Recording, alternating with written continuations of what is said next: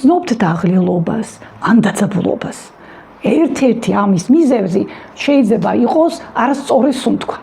სუნთქვის დარეგულირებით შეიძლება თქვენ სხეულს რამოდენიმე წამში მოუხსნათ განგაშის სიგნალი და დაუბრუნოთ შინაგანი წონასწორობა. არ ვიცი იცით თუ არა, მაგრამ ქალისა და მამაკაცის სუნთქვა ერთმანეთისაგან განსხვავდება. მოსვენებისას ქალი სუნთქავს გულმკერდით, ხოლო მამაკაცი მუცლით. თუმცა ზედაპირული გულმკერდით სუნთქვა ორგანიზმი ზრდის სტრესის დონეს, მხოლოდ მუცლით სუნთქვა თავისთვის სიმშვიდის სიგნალს გადასცემს. დაძაბულობისას ნუ დაჭიმავთ გულმკერდს. მოადუნეთ მუცელი, მოადუნე მუცელი.